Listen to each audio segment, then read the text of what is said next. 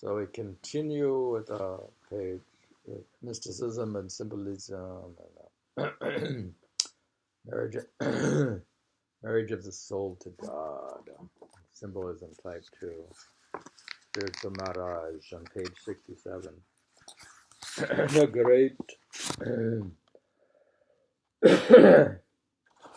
great Richard of St. Vicar. Who is he? Is one of his most splendid mystical treatises. Seems to be splendid. Has given us perhaps the most daring and detailed application of the symbolism of marriage to the adventures of the spirit of man.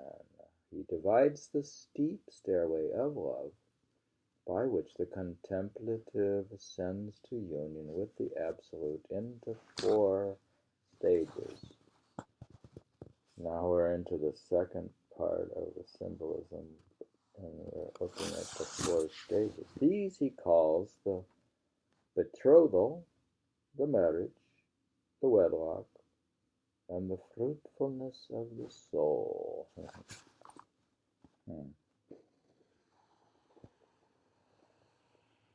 In the betrothal, he says, the soul thirsts for the beloved. That is to say, it longs to experience the delights of reality. Quote, the spirit comes to the soul and seems sweeter than honey. Unquote. It is conversion, the awakening to mystical truth, the kindling of the passion for the absolute. Quote, and the soul with pertinacity demands more.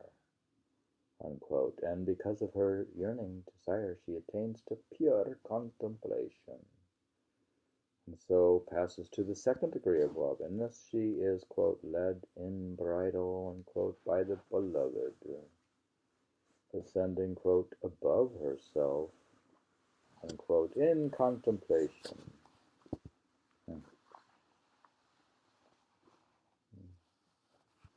She, quote, sees the sun of righteousness, unquote. She is now confirmed in the mystic life. The irrevocable marriage vows are made between her spirit and her God. At this point, she can, quote, see the beloved,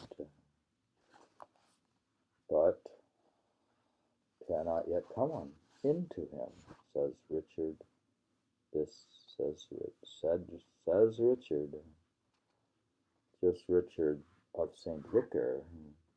This degree, as we shall see later, answers more or less that which other mystics call the illuminative way.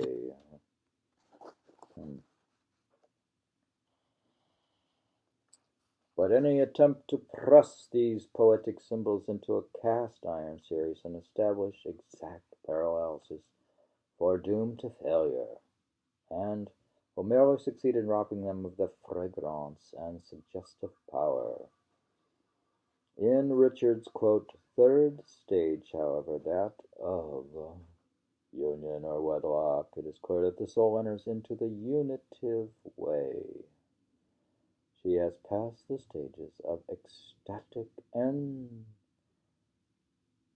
significant events, and is initiated into the life. She is deified,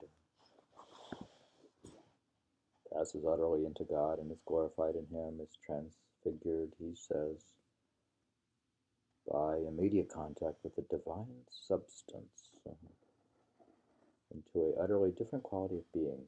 Quote, thus says St. John of the Cross, the soul, when it shall have driven away from itself all that is contrary to the divine will, becomes transformed in God by love.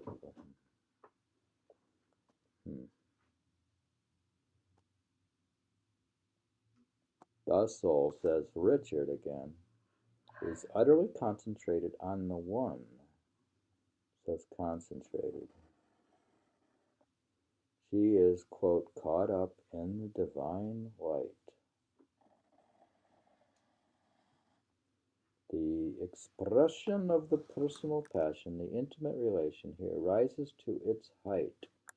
But this is not enough.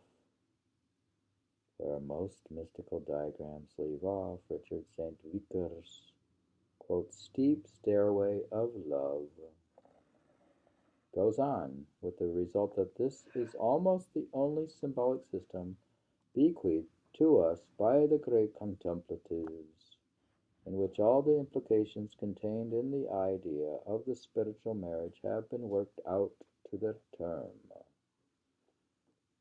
He saw clearly that the union of the soul with the source could not be a barren ecstasy.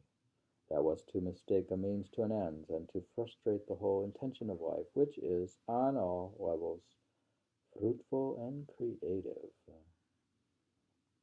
Therefore, he says that in the fourth degree, the bride who has been so greatly honored, caught up in such unspeakable delights, sinks her own will and is humiliated below herself. She accepts the pains and duties in the place of the raptures of love, becomes a source, a parent of fresh spiritual life, the sponsa dia, S-P-O-N-S-A-D, develops into the mater divinae gratiae. That's probably Latin. That imperative need of the life to push on, to create, to spread, is here seen operating in the spiritual sphere. This forms that rare and final stage in the evolution of the great mystics, in which they return to the world which they forsook and there live, as it were, as centers of transcendental energy, the creators of spiritual families, the partners and fellow laborers in the divine life. It seems to be the end of chapter 6, which is on mysticism and symbolism. And it's the end of part 2, which is the symbolism using the bride and the bridegroom of the marriage to God. Page 67. We're reading Evelyn Underhill on the 108th anniversary. I think it was written 1911 or something. Anyways, so long.